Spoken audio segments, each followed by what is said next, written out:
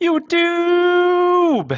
¿Qué pasa? Welcome back to my channel and welcome to my extensive Honkai Star Rail Beginner's Guide. And I'm gonna be talking you guys in this video through every aspect of the game. I'm gonna try and cover everything as good as I can, covering everything from different game modes in the game, everything about character building up process, about Eidolons, light cones, relics, and everything. So if these words don't tell you anything at the moment, don't worry, I got you. Like, I'm gonna explain everything, right? So that's what you're gonna be expecting in this game. And with regards to myself, yeah, but I've been playing this game since it actually dropped, and I started a relatively recent account about, I think it was 3 weeks ago, actually. This is my new account, which I started 3 weeks ago. And yeah, from this account, I'm going to be guiding you guys through everything.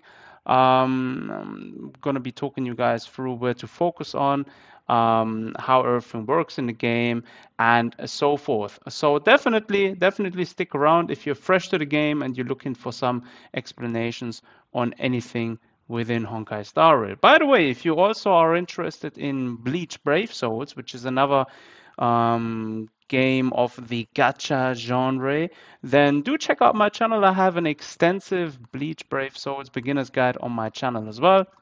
So for anyone out there who's interested in that game, definitely have a look at the video. I'm going to link the video down below in the video description so you guys can find it much easier. Now, without further ado, let's get into Honkai Star Rail. Now, first of all, what is Honkai Star Rail? What kind of game is it? So it's basically a gacha type of game. Now, if you don't know what gacha games is, gacha games are basically, it's as far as I remember, the Japanese name for the vending machines you see in Japan.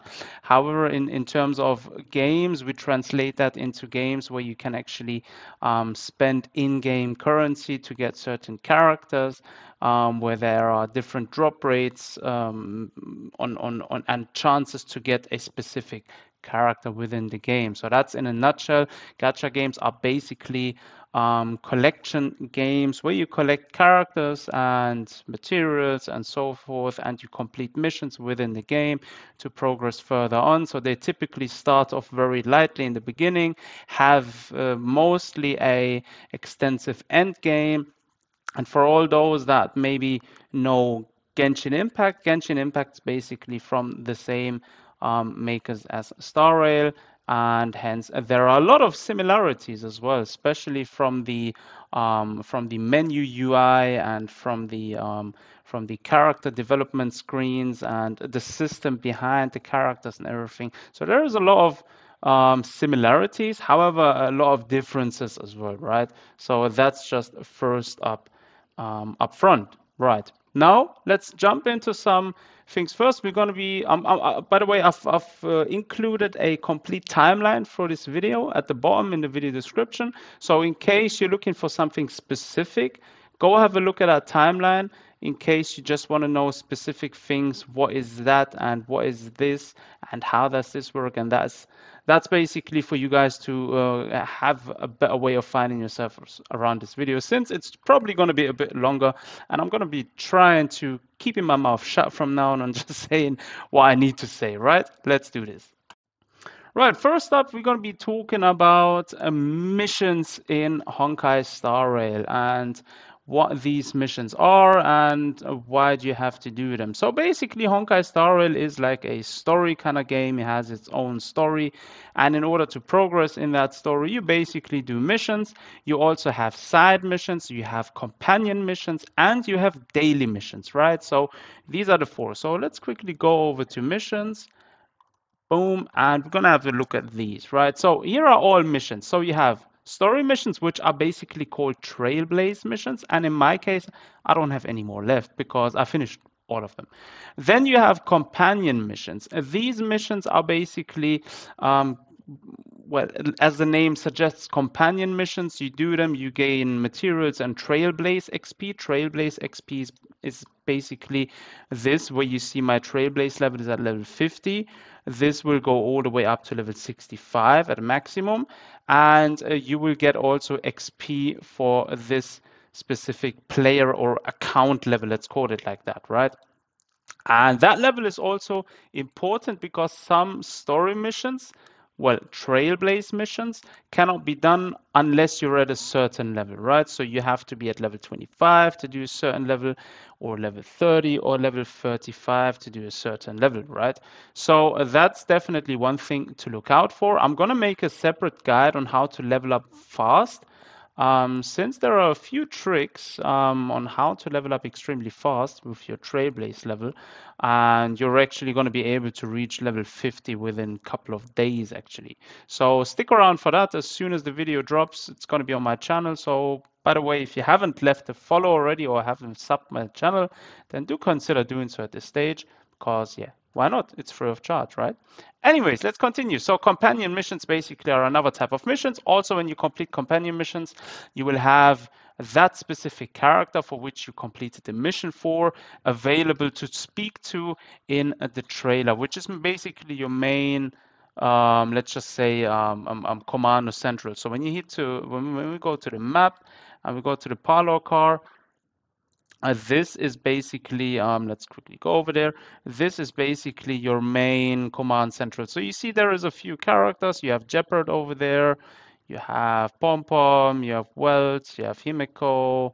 A few characters are sitting here, right? So when you do these companion missions, these characters will typically show up here, and you'll actually be able to speak to them here and visit them here from time to time. So yeah, that's basically around all about that, right? So let's continue on with missions. And then where is it? There. So then you have also daily missions. Do these every day, once a day, and you will get a few credits. These credits basically are used to level up, or are used separately also to level up character traces, character I don't know, relics, light cones, whatever. So it's basically a currency, an in-game currency. And there are also way of farming these specifically if you ever need to do so. But yeah, that's a whole nother topic. But basically, daily mission is another thing you gotta look out for, right? And then you have your adventure missions, which are basically side missions, right? And there are numerous missions. So a way of receiving or maybe basically getting these missions is either going to your messages board and just talking to different characters, right? Because a lot of these missions are only available after you've chatted with a certain character for a certain amount of time. Or you go over to your map, right? And then let's quickly go to, let's go to over here. And when you're on the map, right? Let's look for one. Likely a Blackwater Pass. So when you're on the map, sometimes you see a exclamation mark. And that's basically a character which you're able to speak to and basically unlock another side mission, right? So definitely do that, because these side missions will basically give you jades, which are going to be used for summoning characters, for banners. You will get Trailblaze XP, as you see for the side missions. You get 200. Some give 100. Some don't give any. So there are different things. You also get these XP materials to level up light cones and credits, and sometimes you get different rewards as well. As you can see here, you get these things. So there's a few different kind of rewards you get for these. So basically, that's all about missions. Now, next up, there is another thing which is called the Interastral Guide, and let's quickly go over that. So, as you can see on the top right here, it's the Interastral Guide. So when we go on that, right, that's basically a thing. You're going to be on this page first, and you have a thing which is called the Operation Briefing, which is basically, let's just say, a thing for beginner players to basically work on page after page. And as you can see, you get rewards from here. So you get jades for each, you get XP books for your character, you get these light cones, 4-star light cone, you get Trailblaze XP also. You get relics, which basically are equipable to your characters, and so forth. And on the higher one, here you also get these tickets with these star rail passes. You're able to summon for characters. You're also gonna get a legendary, or basically a 5-star relic as well from here, which is going to be only one, but still it's a free one. So just by completing these missions, you're basically going to be unlocking quite a few of materials. So definitely do that. That should be one of the first things to focus on, trying to finish all of these. Because you will get valuable things. And doing all of these will probably get you from level 1 to level 30 Trailblaze level very, very fast. Then next up, you have this, let me just call it daily missions task bar, whatever. So you basically see here there are a few missions which are already completed, and this resets every day, right? And for doing this, you get Trailblaze XP and you get Jades, and you get 5 times a day. So as you can see, there is 5 different missions you can clear a day.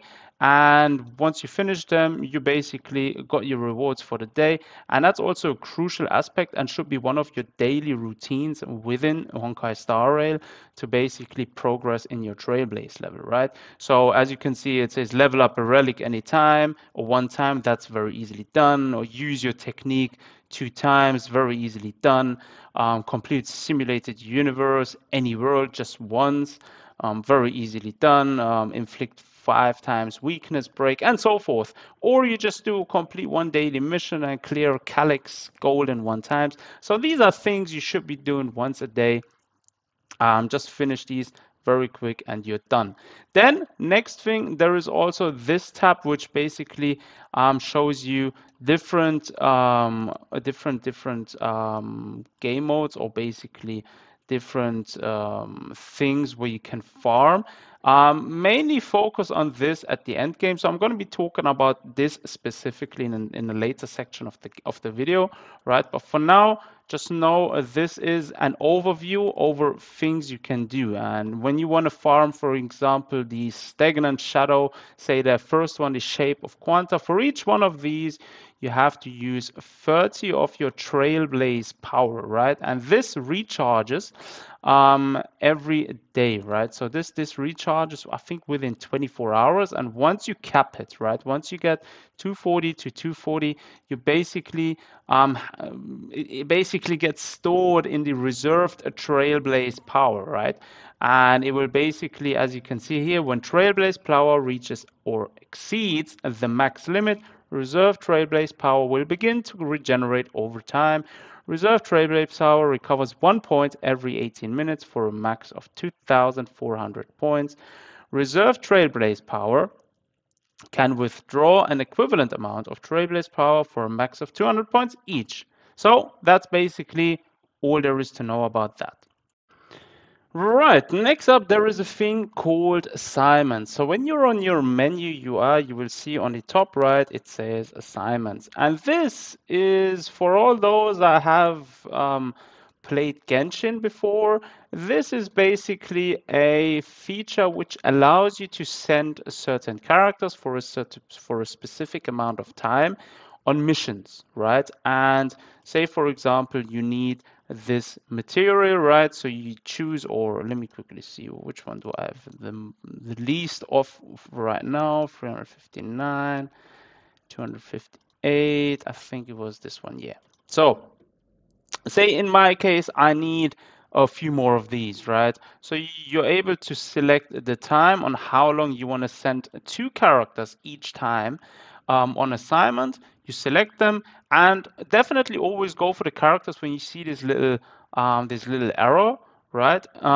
These will actually increase the drop you will be able to get. And once you select 2, you just confirm the assignment. Now the characters still will be available to play with. So don't think because you sent them on assignment, they won't be available to play with. No, you can still play with them. They are just on a mission collecting these materials.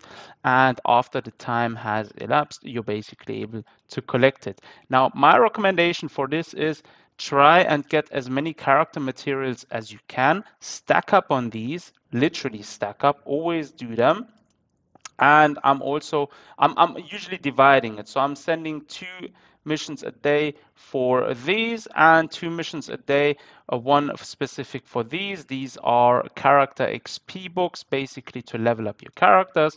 One provides 1000 character XP, and I'm getting these, which basically is an light cone XP material. One provides 500 light cone XP, and that's the way I'm doing it. These credits, I've never had a need to farm these, so yeah, that's basically what I usually do, and I can highly advise you to do it likewise. Right, next up we're going to be talking about warp. This is basically what you want to do in order to get new characters, right? This is basically the way of getting new characters, or the way of getting character specific light cones. For example, currently we have the Fush 1 banner with the Fush 1 specific light cone, and I was fortunate enough to get both, which was very, very nice. This basically, again, as I said, you have 2 different type of banners. You have specific character banners and their corresponding light cone banner, and you have the regular warp, which is available always and uses different tickets. As you can see, these passes, star rail passes, are different to the ones here, right? So that's basically the summoning system of Honkai Star Rail. Very, very similar, and the rates are pretty much the same as Genshin Impact. So yeah, that's basically where you get your characters from. And again, the banners, the character specific banners usually have a time schedule. So it says here it's 22 hours and 14 minutes left. After that, the new banner will drop, and the regular banner, as I said, stays available all the time, and you're able to summon on it each time. And for summoning, you use 10 of these tickets. And if you don't have enough, you use 1,600 Stellar Jade to purchase 10 Star Rail special passes. So these are these up here. And in case you're missing these, you're also able to exchange Oniric shards for basically Stellar Jades, but I'm not recommending that. That's a whole nother video on how to utilize these optimally, right? But that's basically all there is to the warp. Right, next up, we're going to be talking about character details. Now, we are at the character section. I'm going to be talking you guys through every single one of these things here, and what is what, and how to do what, and whatever, right? So stick with me on this one. Now, the first one, when you go open a character on the menu screen, you're basically landing here, and you have character details. Here you have an overview over the current stats of a character, his abilities, what his abilities are. You have his ultimates here. If you click on these, it will also say what they do, his technique, talent, and so forth. And you're able to see what light cone is equipped, and you're also able to see which level the character is on, and you can level them further up, right? So you can just auto add, and basically when you have sufficient materials, you're basically able to level up a character to the maximum. That's basically that. When you reach a certain character cap, so let me quickly look for a character which isn't leveled up yet. So for example, Dan Heng, the free to play version you get right at the beginning, right? He is currently level 5 and his level cap is 20. So once you hit a certain level cap, in this case 20, you have to ascend a character. And in order to ascend a character, it says, it shows you here, when you click on this little icon right there, basically shows you what materials you need to ascend a character and what you get after ascending him, right? So as you can see, at certain points, you would always get a star rail pass for having reached a certain ascension level, right? So at level 20 you get one, level 40 you get one, and at level 60 you get one. And these are the materials needed at specific stages. So obviously, naturally speaking, from level 60 to 70, it's going to be taking a lot more materials, and from level 70 to 80, even more materials. So that's definitely one thing to look out for. And you can pre-farm these materials once you are at that stage to farm these. And I definitely recommend to do so, because that way, once you hit specific threshold in the game, you're able to just basically ascend your character and go from there, right? And that's basically all there is to the character details. Now, next up, we're going to be quickly looking at character combat types and paths, right? So as you can see on the top right here, it says this character is a destruction type character. And when you look at this, this is basically his combat type. He's an imaginary character, right? So what these are basically the types characters have. There are different character types, as you can see: imaginary, physical, fire, ice, lightning, wind, and quantum. And they also have their corresponding weaknesses, right? So obviously, ice is going to be weak to fire and so forth. And in case you want to understand how these different weaknesses work, just check out another guide for that on the official Honkai Star Rail community site. I'm probably going to make a video covering these little bits and bobs as well in future. But for now, know there is different combat types and different combat paths. So destruction deals outstanding amounts of damage and possesses great survivability, suitable for various combat scenarios. Danheng in Bibidor Lune, one of the hardest hitting, if not the hardest hitting character in the game right now, is a destruction character.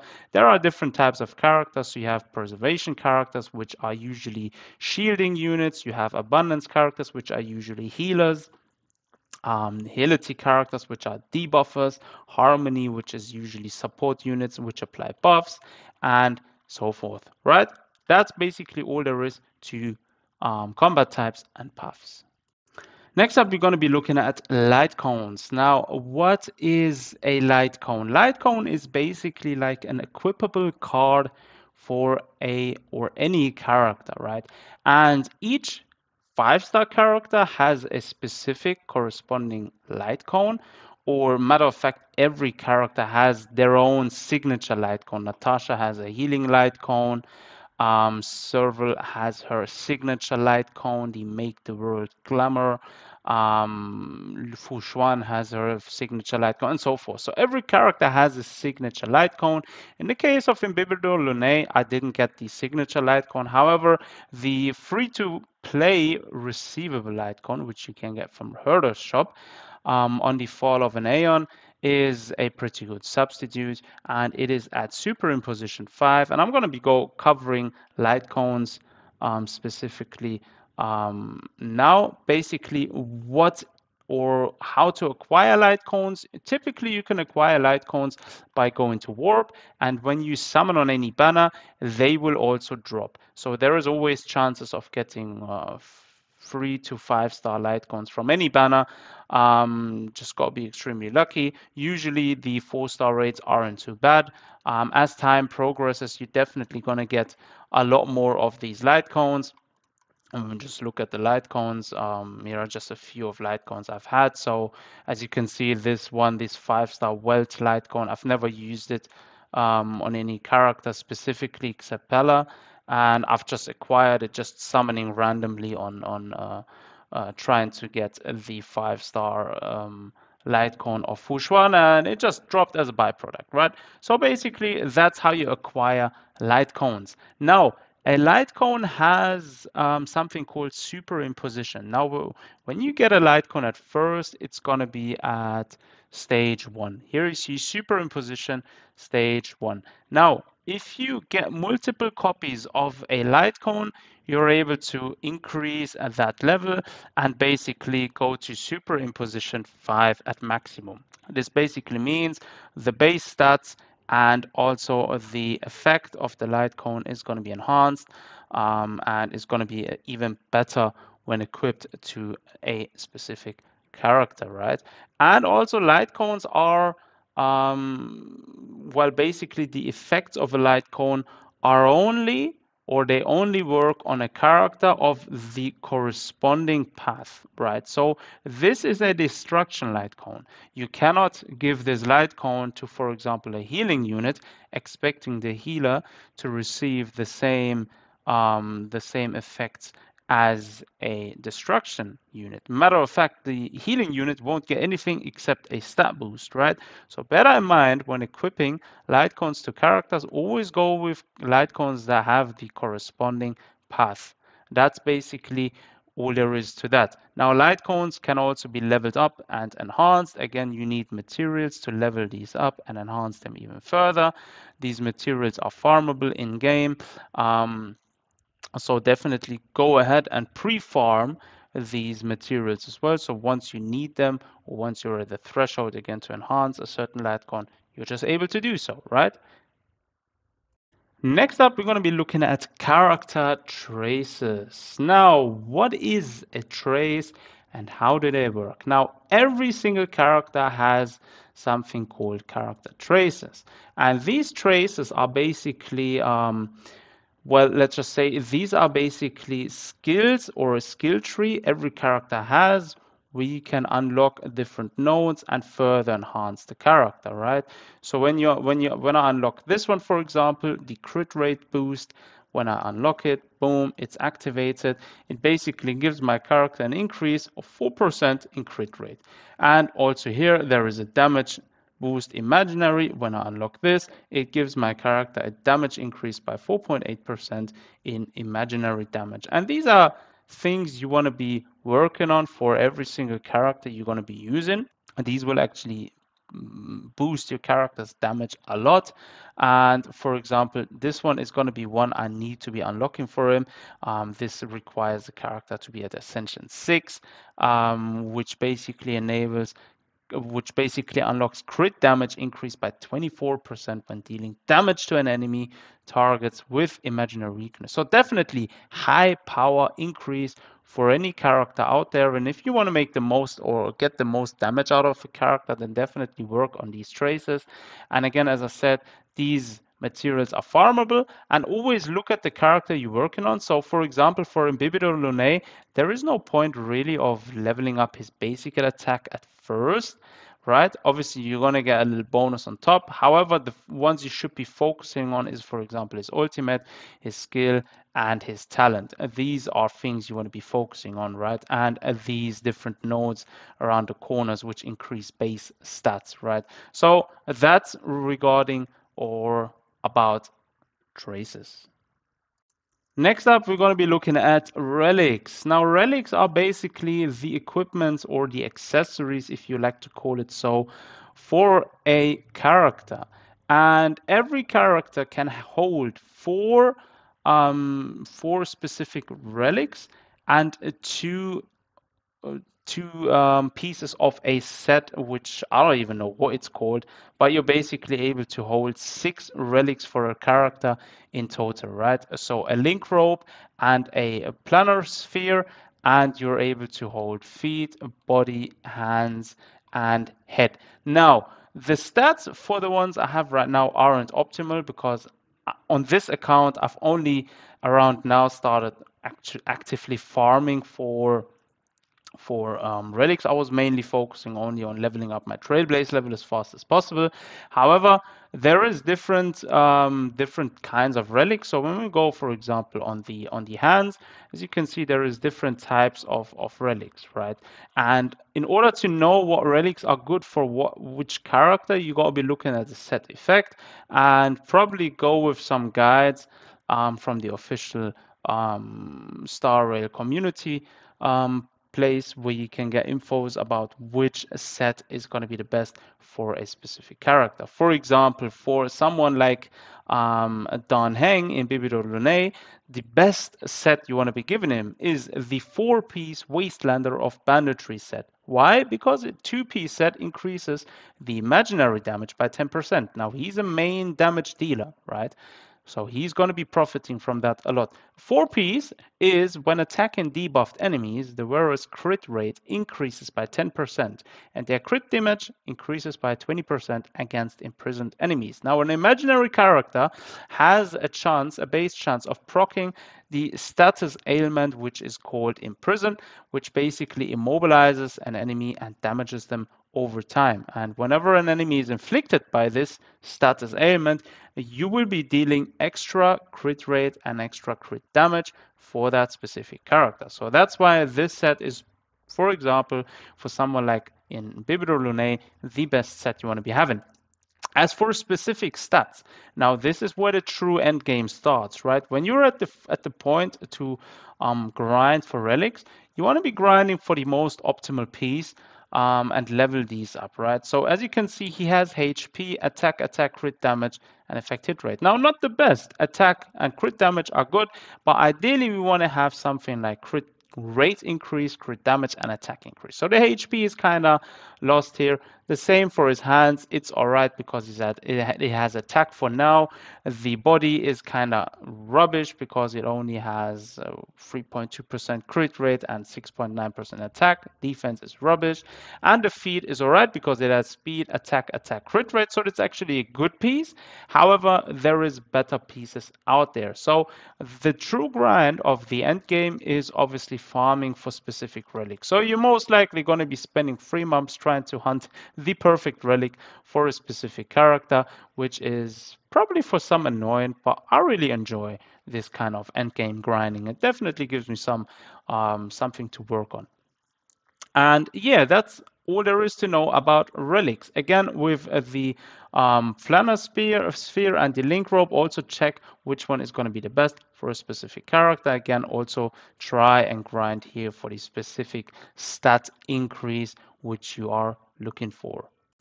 Next up, we're going to be looking at Eidolons. Now, Eidolons is basically the term for the dupe system of the game. Now, it is a gacha game, and yes, you're able to acquire dupes by summoning on a specific banner. And every time you acquire a dupe, you will unlock a specific item. And in order to unlock, for example, the first Eidolon, it's called in this game, you need this material for raising Danhang in Lunae's Eidolon level. This is acquired, again, if you get more copies of a specific character. Now, my Danhang is unfortunately only at E0. However, this is actually sufficient. I pretty much carried my entire account as good as it gets. And yeah, there is a maximum available of 6 Eidolons for each character. So if you get 6 copies of a specific character, he will be at maximum Eidolon level, which is called E6 in the Star Rail community, right? And that's basically the non plus ultra. If you have someone like Imbibiro Lune at E6 with his specific light cone, also at superimposition level 5, you're going to be slapping. You are going to be destroying content like none other. And at that point, I must say Star Rail is a pretty F2P friendly game in comparison to something like Genshin. And you don't really need to spend any money in this game actually to acquire the things you want to get, right? So this game is actually pretty free to play friendly. However, for all those that are looking to spend money and trying to save for a specific banner, I recommend always, if you're going to save as much as necessary or as going to be probably needed in order to get a character to E6 and get their specific light cone at least to superimposition level 2. And that's my general recommendation. Now for every character, some characters E4 is sufficient, some E3, some E6. Naturally, just check the character and see what you need, but that's basically the dupe system of the game. Next up, we're going to be looking at a team building, right? And this is going to be a thing where probably a lot of new players are going to be looking for in the beginning. What is an optimal team? Which team can I use? Which team is good? And so forth, right? So I generally recommend building something like this team at the beginning, which is a generalist team, right? I have someone like Fushuan, which is the preservation character of the team, which is also the tank, takes most of the damage away from the rest of the team, and pretty much heals the team with her ultimate.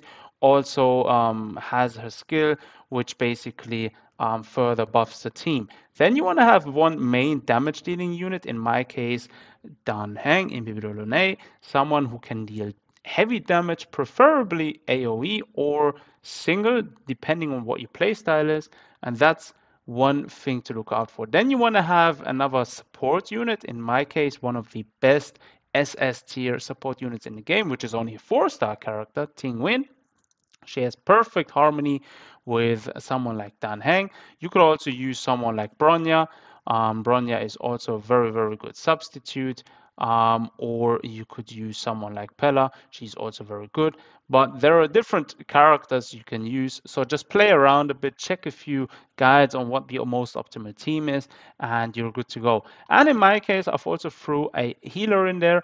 Every player gets a free-to-play healer, which is going to be Natasha. However, I've acquired the 5-star Bailu, so definitely I'm going to be using her. She has done a great job. And one extra gimmick of hers, when one character faints during battle, basically gets killed, she revives one character once only during battle, which is going to be very, very useful for something like later on down the road, simulated universe or even swarm disaster, right? And that's basically a general recommendation of team I would recommend to build. You could also build some fun teams like this, Mono Eyes. This is going to be a team which I'm going to be looking to build next.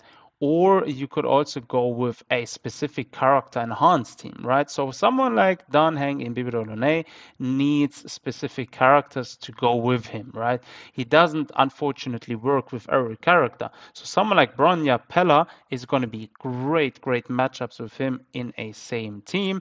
And March 7th is even better as a further, let's just say, preservation slash support unit, since her ultimate also freezes enemies, which enables Dan Heng to basically have another turn in case you need to recover skill points, because this is a very skill point heavy character. You could also go with a full shield team like this. This team works very good in simulated universe if you choose the preservation path. I'm going to be explaining later on again everything regarding simulated universe. Or you build another team, which is, for example, a burn team, right? The Trailblaze main character, you will get him in the beginning. He has the burn affiliation, the fire affiliation, the fire type affiliation later on.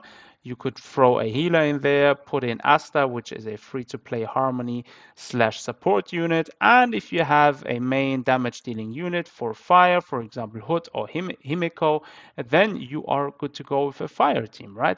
So there are different ways of building good teams. Definitely have a look at this. I'm going to be making a few videos in future looking at how to build most optimal teams for different game modes. So definitely have a look at these once it's out. So next up, we're going to be looking at Synthesize. Now, the game basically gives you the possibility or ability to craft consumables and craft essential materials and materials which you need in general, right? So consumables are items like these, which increase a stat before a battle, or heal the team, or heal the technique points, and so forth, right? And yeah, these consumables are basically usables, right? Then you have things like material synthesis. And this is very interesting because you can actually craft the materials which you need to maybe ascend or enhance a light cone or a character, right? And that is very nice to have as a feature in a game. And for example, you need this one, right? If you need that, you basically use the lower version of this item to craft it. And if you need the lower version of it, you just go on here and you check which item you need and you basically craft that, and so is it, right? And the lowest version you can always farm each version, right? But you can farm the lowest version, and I typically recommend farming the lower version because you can do times 6 runs in the calyx and then crafting the material later on. Note that you will always use 3 materials to craft 1.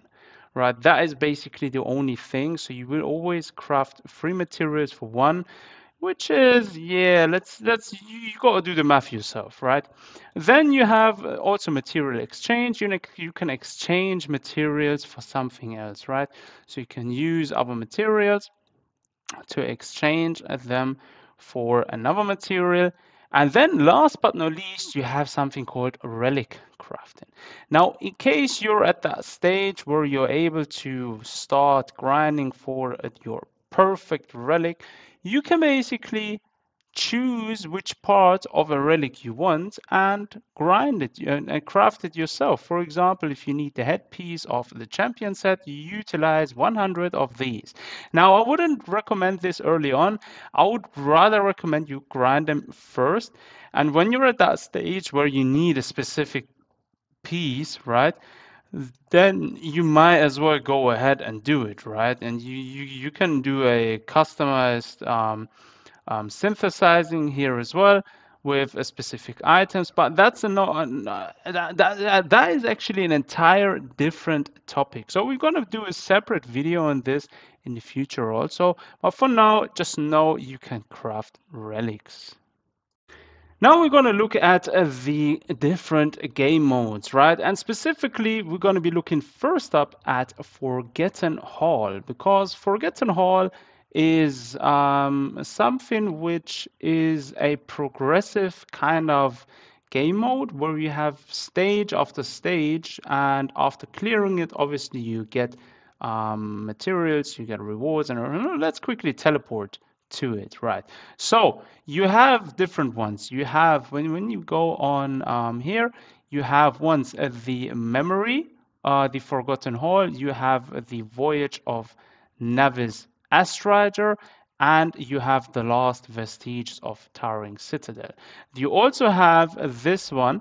You need to clear the last vestige of Towering Citadel, stage 15, and thereafter you will unlock this. Now, clearing all of these will get you rewards. Now, as you can see here, for clearing star levels, right? There is different star levels for each, and this is where the end game actually starts, right?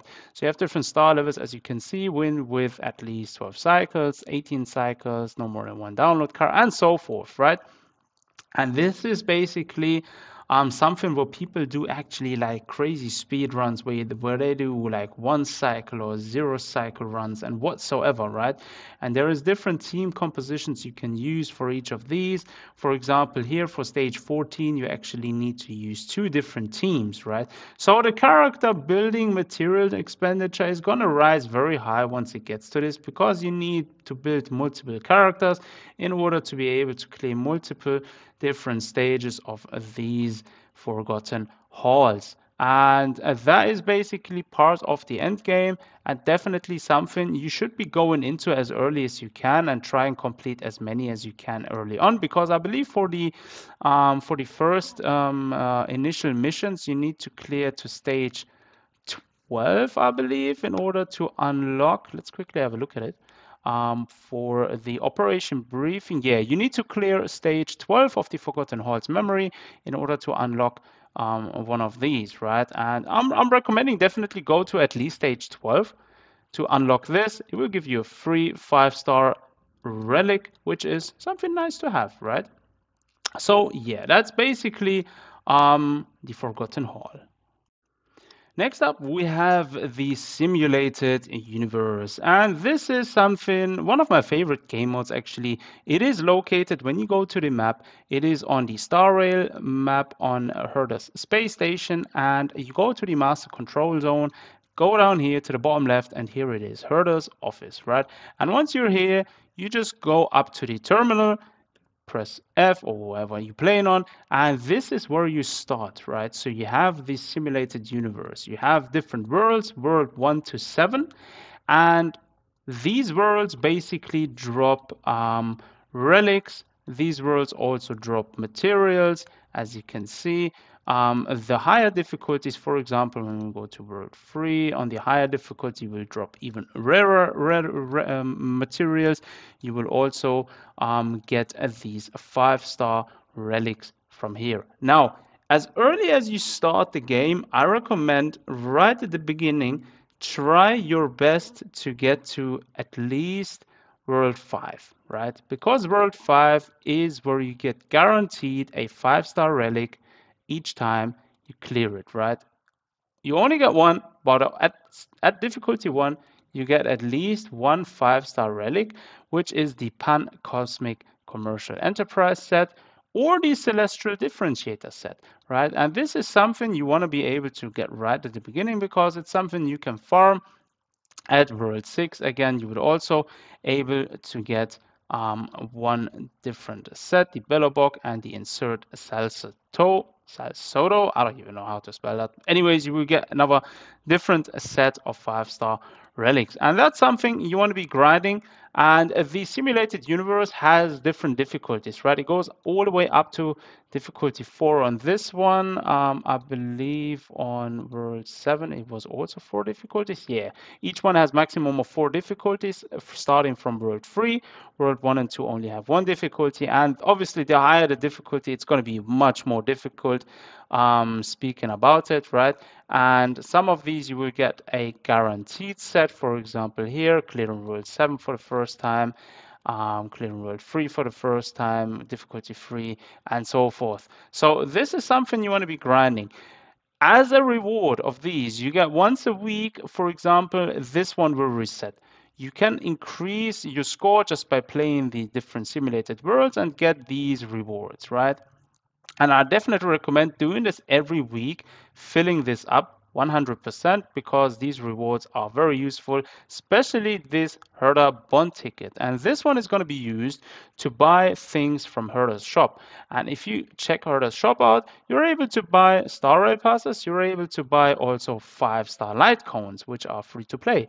So you're able to buy 5-star light cones. Not only that, you're able to superimpose all the way up to level 5 each one of those light cones by buying one of them and buying 4 of these superimposers for each and every one. So that is a free-to-play option of leveling up 4 very good 5-star light cones completely for free just by playing the game and doing these things. Apart from that, you will get a lot of jades. For example, you have the index, right? And from this index, you will get orbs after finding blessings, for example, path blessings, which you utilize. And path blessings are basically when you're running in simulated universe, you will be asked at the beginning to choose a path. So choose path of preservation or nihility, whatsoever, right?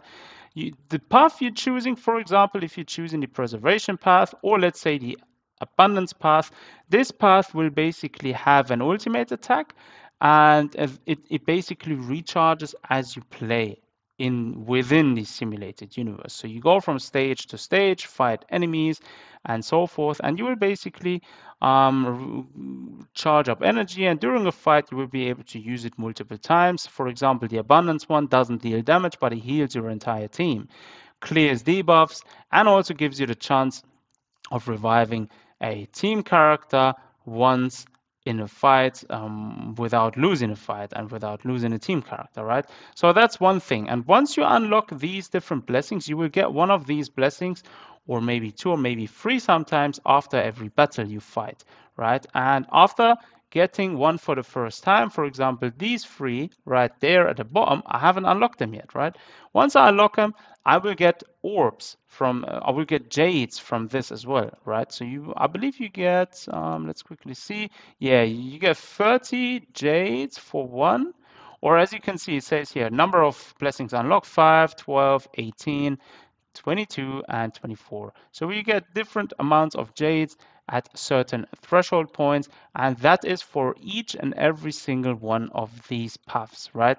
So these are the 8 paths available, and there is one path specific, propagation, which is going to be unlocked during another game mode, and we're going to be talking about that one now.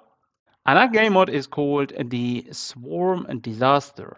And this is true endgame, right? The Swarm Disaster is an extremely difficult content to clear right at the beginning. And as you can see, you have 5 difficulties. And Swarm 5 is the most difficult content in the game right now.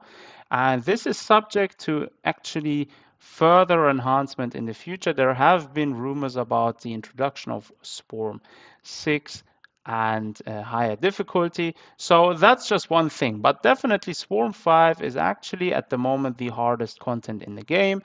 And as you can see, it even says in lightning red, torturous difficulty. Very, very hard. On this account, I haven't unlocked it yet. I still have to clear Swarm 2 and 3. I haven't really played much on this yet. So this is going to be one of the next things I'm going to be doing. And I'll probably do a video on how I'm going to be clearing difficulty 2, 3, 4, and 5 once the time comes. But no, Swarm is very hard. So when you start it, for example, right, when you go to start, you select a team of characters. So let's just, for the argument's sake, get him, her, and her, right? And launch. And when you launch, you're able to select at the start one of these paths. And this one is the propagation path, and which this one unlocks after collecting all chapters of Swarm Disaster and completing the adventure mission, Swarm Disaster, the end. And basically, starting with one of these paths, you just go similar to how the simulated universe works. You basically go in there plane after plane and you fight different enemies. You are sort of on a honeycomb map, let's just call it like that. And each time you move from one field to another, there is a field count as well. But the game will tell you exactly how that works once you get to it. So definitely check out the in-game tutorial. I'm only going to slice the cake in this beginner's guide. I'm not going to be going too detailed on everything, right? But that's definitely the true end-game content of Honkai Star Rail. Right, and with that, I pretty much covered everything the game has. Obviously, there is a few bits and bobs as well, which the game has. For example, the different map exploration. So when you explore maps, you have treasures on each map. A total of specific numbers is always on the top left. Try and collect these. Then there is unlocking side missions when you're looking for extra content in the game. You also have these little mini games where you can basically, once you complete them, you get you have to fight different difficult enemies in order to unlock the materials and jades and so forth. You have a few of those scattered across different maps, so definitely check these out. These are a few things that you have in a game which you can also do. And there is also a store where you can buy different things. So you're able to get this express supply, which I definitely recommend, which is very nice to saving up jades. You have a starlight exchange. You have Embers exchange. And I'm going to make a specific shop guide video as well.